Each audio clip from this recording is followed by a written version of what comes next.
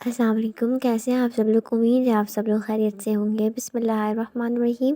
شروع کرتی ہوں اللہ کے نام سے جو بڑا مہربان نہایت رحم کرنے والا ہے۔ مردے کی آخری پکار، جو وہ بول نہیں پاتا۔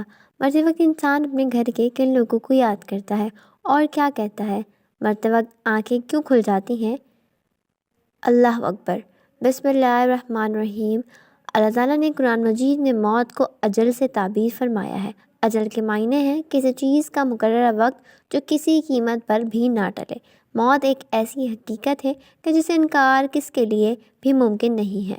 ہر ایک جانتا ہے کہ ایک دن اس کی دنیاوی زندگی کا تسلسل یقیناً ختم ہو کر رہے گا، اور جب اس کی موت کا وقت آئے گا تو دنیا کی کوئی طاقت اور اعلیٰ سے اعلیٰ سائنسی اسباب اور سائنسی وسائل بھی اس کی موت کو نہ بچا سکیں گے۔ قرآن مجید کی سینکڑوں آیتوں میں موت کے حشر اور جنت و دوزخ کی تفصیلات کا ذکر کیا گیا ہے، اور لوگوں کو اس اٹل حقیقت کے لیے تیار رہنے کا حکم فرمایا گیا ہے۔ چند آیات ملاحظہ فرماتی ہوں۔ ہر جان موت کا مزہ چکھنا ہے، ہر جان کو موت کا مزہ چکھنا ہے۔ کلو نفس ذائقۃ الموت، اور تمہارے اجر پورے کے پورے تو قیامت کے دن ہی دیے جائیں گے۔ بس جو کوئی دوزخ سے بچا لیا گیا اور جنت میں داخل کیا گیا وہ وقتاً فوقتاً کامیاب ہو گیا، اور دنیا کی زندگی دھوکے کے مال کے سوا کچھ بھی نہیں۔ سورۃ آل عمران 185 آیت۔ ایک اور جگہ ارشاد بانی ہے، اور کوئی شخص یہ نہیں جانتا کہ وہ کل کیا عمل کمائے گا، اور نہ کوئی شخص یہ جانتا ہے کہ وہ کس زرزمین پر مرے گا۔ بے شک اللہ خوب جاننے والا ہے۔ سورہ لقمان آیت نمبر 34۔ تم چاہیے کہ کہیں بھی ہو موت تمہیں آ ہی پکڑے گی، اگرچہ تم مضبوط قلعے میں ہی کیوں نہ ہو۔ سورۃ النساء آیت 78۔ پھر جب ان کا مقررہ وقت آ پہنچتا ہے تو وہ ایک نہ ایک گھڑی پیچھے ہو سکتے ہیں اور نہ آگے ہو سکتے ہیں۔ سورۃ النحل آیت نمبر 61۔ اور تم اس مال میں سے جو کچھ ہم نے تمہیں عطا کیا اللہ کی راہ میں خرچ کرو، قبل اس کے کہ تم میں سے کسی کو موت آ جائے۔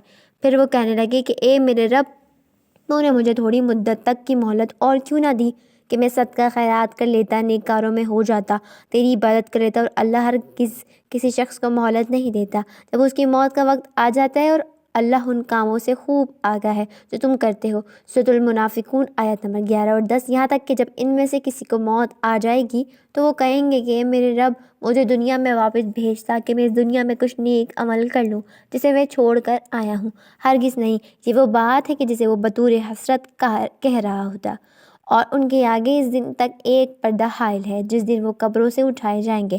سورۃ المومنین آیت نمبر 100 اور 99۔ لیکن اس کے مقابل یہ بھی ہے کہ عجیب حقیقت ہے کہ موت جتنی زیادہ یقینی اتنی ہی لوگوں میں اس سے غفلت اور عدم جوہی پائی جاتی ہے، حتیٰ کہ مجلسوں میں موت کا ذکر تک ناپسند کیا جاتا ہے۔ یہ غفلت ایمانی تقاضے کے بالکل برخلاف ہے۔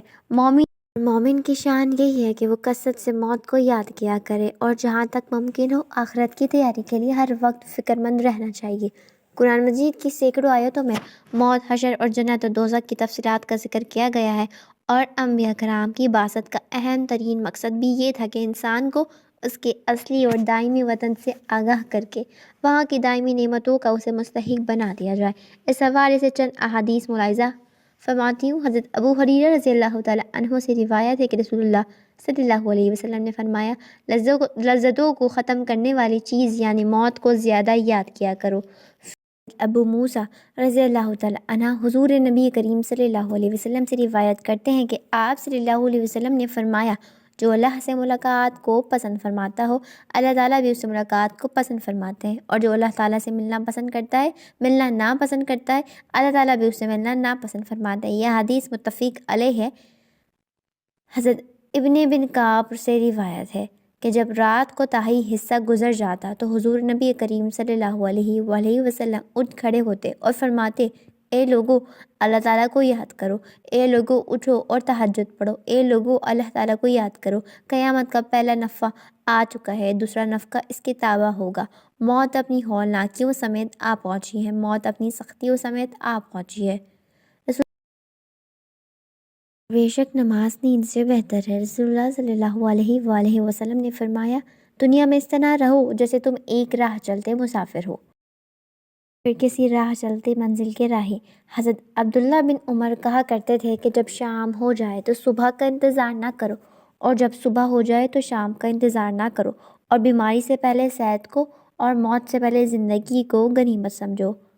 یعنی دنیا کی عیش و عشرت میں کھو کر آخرت کو بھول جاؤ گے تو موت کے وقت پچھتاؤ گے کہ کاش میں نے آخرت کے لیے کوئی زیادہ رائے جمع کیا ہوتا۔ اس طرح بیماری کے عالم میں انسان انتہائی چاہت اور خواہش کے باوجود بہت سے کام نہیں کر سکتا، تو عالم صحت جب انسان کی ساری توانائیاں عروج پر ہوتی ہیں وہ مال خیر کیوں بجا نہیں لاتا، بعد میں افسوس نہ ملنا پڑے۔ اس لیے کہا گیا ہے کہ دنیا آخرت کی کھیتی ہے، یعنی دنیا میں ایمان و عمل کی جو فضلت کا فصل کاشت کرو گے آخرت میں اسی کا پھل ملے گا۔ احیاء العلوم کی آیت نمبر 24 میں ایک ارشاد باری تعالیٰ ہے، ایک عورت نے حضرت عائشہ رضی اللہ تعالیٰ عنہ سے اپنے دل کی سختی کی شکایت کی تو آپ رضی اللہ تعالیٰ عنہ نے نصیحت فرمائی کہ تم موت کو کثرت سے یاد کیا کرو، تمہارا دل نرم ہو جائے گا۔ حضرت علی ابن ابی طالب فرماتے ہیں کہ قبر عمل کا صندوق ہے اور موت کے بعد اس کی خبر ملے گی۔ حضرت عمر بن عبدالعزیز کا معمول تھا کہ علماء کو جمع فرما کر موت، قیامت اور آخرت کا مذاکرہ کیا کرتے تھے، پھر ان احوال سے متاثر ہو کر سب ایسے پھوٹ پھوٹ کر روتے تھے کہ گویا کہ ان کے سامنے کوئی جنازہ رکھا ہوا ہو۔ موت کو یاد کرنے کے بڑے فوائد ہیں۔ علماء سیوطی لکھتے ہیں کہ بعض علماء سے معقول ہے کہ جو شخص موت کو کثرت سے یاد کرے گا اس کو اللہ تبارک و تعالیٰ 3 باتوں کی توفیق مرحمت فرماتا ہے۔ 1، اگر اس سے کوئی گناہ ہو جائے تو وہ جلد از جلد توبہ کر کے گناہ معاف کرانے کی کوشش کرتا ہے کہ کہیں توبہ کے بغیر موت نہ آ جائے۔ اللہ اکبر۔ نمبر 2، موت کو یاد کرنے والا حرص تمام مبتلا نہیں ہوتا بلکہ جو کچھ بھی اسے میسر ہوتا ہے اس پر راضی رہتا ہے، اور یہ قناعت اسے طبعی سکون اور دلی راحت عطا کرتی ہے، اور یہ سوچتا ہے کہ تھوڑی بہت زندگی ہے، جس طرح بھی گزر جائے گزار لیں گے، زیادہ کی فکر کرنے سے کوئی فائدہ نہیں۔ نمبر 3، موت کو استحضار رکھنے والا شخص جب عبادت کرتا ہے تو پوری دل جمی کی 2 وجوہات ہوتی ہے۔ اول یہ کہ اسے خطرہ رہتا ہے کہ پتہ نہیں آئندہ اسے عبادت کا موقع ملے یا نہ ملے، لہٰذا ابھی اسے جتنا اچھا بنا لے غنیمت ہی غنیمت ہے۔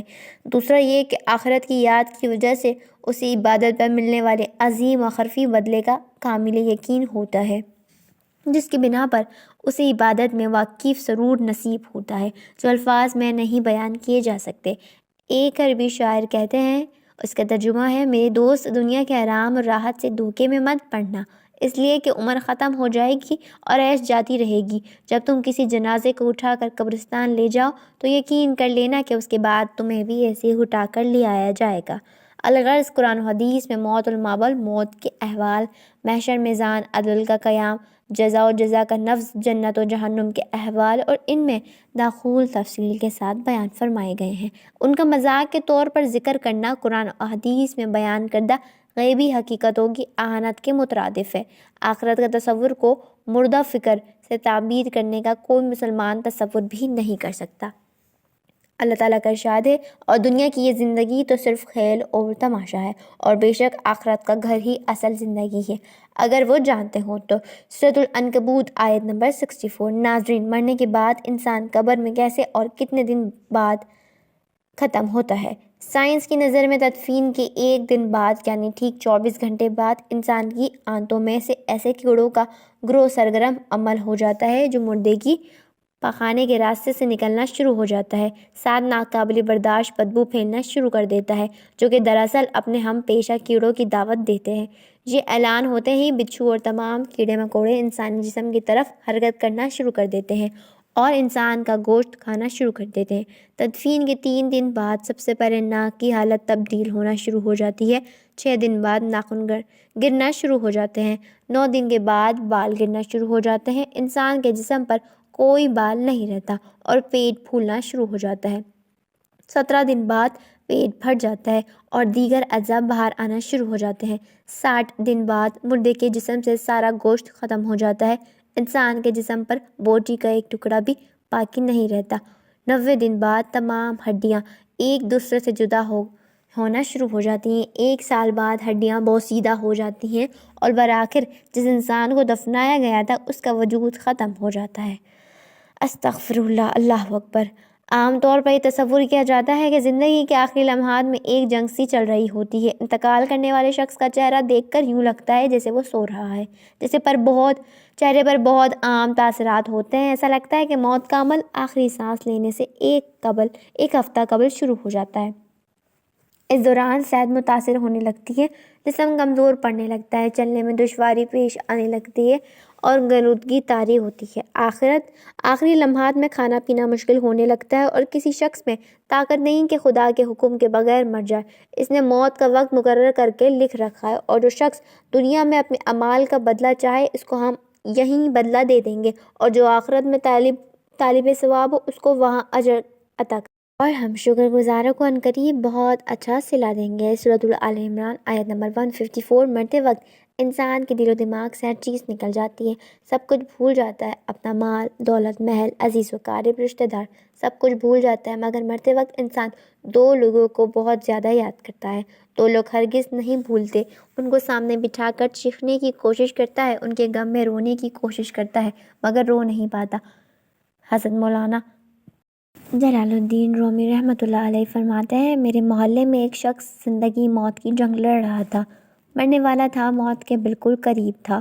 لوگ میرے پاس آئے اور بولے، حضرت ہمارا ایک شخص مرنے والا ہے، آپ آئیں اور انہیں کلمہ پڑھانے کی تلقین کریں، قرآن پڑھنے کی تلقین کریں۔ حضرت مولانا جلال الدین رومی رحمۃ اللہ علیہ فرماتے ہیں، میں اس مرنے والے کے پاس پہنچ گیا، اس کے قریب بیٹھ گیا، آس پاس اس کے دوست، رشتہ دار، عزیز و قارب بیٹھے ہوئے ہیں۔ اب اس مرنے والے کی آنکھیں چھت پر لگی ہوئی ہیں، کچھ سوچ رہا ہے۔ اللہ نے اسے بولنے کی توفیق دی، وہ رو کر کہنے لگا، میرے بچے کہاں ہیں؟ اس کو نہ کمایا ہوا مال یاد آیا، نہ دولت یاد آئی، نہ عزیز و قارب، یہاں تک کہ اسے ماں باپ بھی یاد نہیں آئے۔ بس وہ کہتا ہے، میرے بچے کہاں ہیں؟ بچے دوڑ کر آئے، ساتھ میں بیٹھ گئے۔ پھر کہتا ہے، میری بیوی کہاں ہے؟ بیوی دوڑ کر آئی اور ساتھ بیٹھ گئی۔ اب کہتا ہے، تمہیں دیکھ کے میرا دل رو رہا ہے، سوچ رہا ہوں کہ میرے مر جانے کے بعد میرے بچوں کا کیا بنے گا۔ انسان جب مرتے وقت بچوں کو دیکھتا ہے، اللہ تعالیٰ جب اسے دیکھنے کی توفیق دیتا ہے، ہمت دیتا ہے، جب آخری بار بچوں کو دیکھتا ہے تو وہ یہ بھول جاتا ہے کہ میرے مرنے کے بعد میرا کیا بنے گا۔ یہ سوچتا ہے کہ میرے مرنے کے بعد میری اولاد کا کیا بنے گا، میرے مرنے کے بعد پتہ نہیں میرے ان بچوں کا میری طرح کوئی خیال رکھے گا یا نہیں۔ اس کی آنکھیں رو رہی ہیں۔ بیوی کی صحت۔ بیوی کو نصیحت کرنے لگا، میں تو دنیا چھوڑ کر جا رہا ہوں، مجھ پہ ایک احسان کیجیے گا کہ میرے ان بچوں کو قرآن مجید کی تعلیم لازمی دیجیے گا۔ ان کے منہ سے نکلا اللہ کا نام میری قبر کو روشن کر دے گا، مجھے جہنم کی آنکھ سے، اللہ کے عذاب سے دور کر دے گا۔ ان کو دین کی تعلیم دینا۔ ایک واقعہ ملاحظہ فرمائیں گے یہاں پر میں؟ حضرت سیدنا موسیٰ علیہ السلام کا ایک قبرستان سے گزر ہوا۔ آپ علیہ السلام نے دیکھا قبرستان کی ایک قبر کے اندر مردے کو دردناک عذاب دیا جا رہا ہے، مردہ عذاب میں مبتلا ہے، اس کی قبر جہنم کے گڑھوں میں گڑھا بنی ہوئی ہے، مردہ عذاب میں مبتلا ہے، چیخ و پکار کر رہا ہے۔ حضرت سیدنا موسیٰ علیہ السلام آگے چلے گئے۔ کام کرنے کے بعد واپسی، جب اسی راستے سے گزر ہوا، آپ نے دیکھا وہی جہنم میں جلنے والا شخص جس کی قبر میں عذاب دیا جا رہا تھا، اب وہ شخص جنت میں ٹہل رہا ہے، اس کی قبر جنت کی باغ میں بنی ہوئی ہے۔ آپ علیہ السلام نے دونوں ہاتھ اٹھائے، عرض کی، میرے مالک، تھوڑی دیر پہلے میں یہاں سے گزرا تھا، یہی قبر جہنم کے گڑھوں میں سے گڑھا بنی ہوئی تھی، تھوڑی دیر بعد یہ جنت کے باغوں میں سے ایک باغ کیسے بن گئی؟ اللہ تعالیٰ نے فرمایا، موسیٰ، یہ شخص جب مرا تھا، مرنے سے پہلے اپنی بیوی کو حاملہ چھوڑ کر مرا تھا، بیوی کا ایک بیٹا پیدا ہوا، بچہ آج چھوٹا کل بڑا، تھوڑا سا بڑا ہوا تو اس کی بیوی بچے کو مسجد میں بھیجا، معلم صاحب نے اس کے بچے کو بسم اللہ الرحمن الرحیم پڑھائی، جب اس کے بچے نے بسم اللہ پڑھی تو موسیٰ، مجھے حیا آئی کہ اس کا بچہ میرا نام لے اور میں اپنا نام لینے والے بچے کے باپ کو جہنم میں ڈالوں، یہ میری رحمت گوارا نہیں کرتی۔ اللہ اکبر۔ اس لیے ہمیں چاہیے کہ اپنے بچوں کو قرآن مجید کی تعلیم دیں۔ اگر تم چاہتے ہو کہ تمہاری قبریں روشن ہوں، عذاب تمہارے قریب بالکل نہ آئے، تو اپنے بچوں کو قرآن مجید کی تعلیم دینا۔ حضرت مولانا جلال الدین رومی رحمۃ اللہ علیہ فرماتے ہیں، وہ شخص توبہ کرتا کرتا یہ کہتا کہ میرے بچوں کو قرآن کی تعلیم دینا، ایک دم اس کی زبان لڑکھڑانے لگی، اس کا بدن کانپنے لگا، موت کا فرشتہ آ گیا، روح نکالنے کے لیے۔ فرماتے ہیں کہ جب انسان کی روح نکلتی ہے تو اس کا منہ کھل جاتا ہے، دونوں ہونٹ ایک دوسرے سے جدا ہو جاتے ہیں، انسان کی روح انسان کے پیروں سے نکلی ہوئی اوپر کی طرف آتی ہے۔ جب دل اور پھیپھڑوں تک پہنچتی ہے تو وہ یہ لمحہ ہوتا ہے کہ یہ وہ وقت ہوتا ہے کہ جب انسان زندگی میں پہلی بار فرشتہ اور شیطان کو دیکھتا ہے۔ اللہ اکبر! یہ وہ مرحلہ ہوتا ہے کہ جب انسان کی ایک طرف شیطان اس کے کان میں غلط مشورہ ڈالتا ہے اور دوسری طرف اس کی زبان سے اس کے عمل کے مطابق الفاظ نکالنے لگتے ہیں۔ اگر انسان نیک ہوتا ہے، نمازی ہوتا ہے، عبادت گزار ہوتا ہے تو پھر اس کا دماغ اس کی زبان کو کلمہ پڑھنے کی تلقین کرتا ہے، درود پڑھنے کی تلقین کرتا ہے، اور اگر انسان نیک نہیں ہوتا تو پھر اس کا جو دماغ ہوتا ہے وہ عجیب سی ہیبت کا شکار ہو جاتا ہے اور انسان شیطان کے مشورے کو قبول کر بیٹھتا ہے۔ جب انسان شیطان کے مشورے کو قبول کر بیٹھتا ہے پھر کوشش کرتا ہے کہ کلمہ پڑھنے کی، لیکن نہیں پڑھ پاتا۔ ناظرین، آج ہماری آنکھیں کھلی ہیں، آج ہماری سانسیں چل رہی ہیں، اس سے پہلے کہ یہ وقت گزر جائے کہ زندگی کے لمحے میرے اور آپ کے لیے غنیمت ہیں۔ آخرت کے لیے کچھ اکٹھا کر لو، مرنے سے پہلے قبر کی روشنی بنا لو۔ معلوم نہیں پھر فرصت ملے نہ ملے، معلوم نہیں پھر یہ زندگی کے لمحے ملے یا نہ ملے۔ تو ناظرین، غرور، تکبر، لالچ، گھمنڈ، دشمنی، حسد، بغض، جلن، عزت، وقار، نام، عہدہ، بادشاہی، ملکت، یہ سب کہاں جاتا ہے؟ سب کچھ خاک میں مل جاتا ہے۔ انسان کی حیثیت ہی کیا ہے؟ مٹی سے بنا، مٹی میں دفن ہو کر مٹی ہو جاتا ہے۔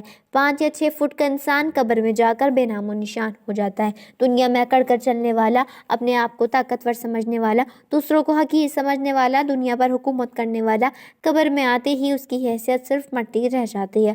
لہٰذا انسان کو اپنی ابدی اور ہمیشہ کی زندگی خوبصورت اور پرسکون بنانے کے لیے ہر لمحہ فکر کرنی چاہیے، اللہ کو یاد کرنا چاہیے، ہر نیک عمل اور عبادت میں اخلاص پیدا کرنا چاہیے اور خاتمہ بالخیر کی دعا کرنی چاہیے۔ اللہ تعالیٰ مجھے اور آپ سب کو اچھے عمل کرنے کی توفیق عطا فرمائے اور ہمارا خاتمہ ایمان پر کرے اور مرتے وقت کلمہ طیبہ نصیب کرے، آمین ثم آمین۔ ناظرین، کمنٹ باکس میں اللہ تعالیٰ کے 99 ناموں میں سے ایک نام ضرور ٹائپ کریں۔ ملتے ہیں نیکسٹ ویڈیو میں، جب تک اپنا خیال رکھیے گا۔ اللہ حافظ۔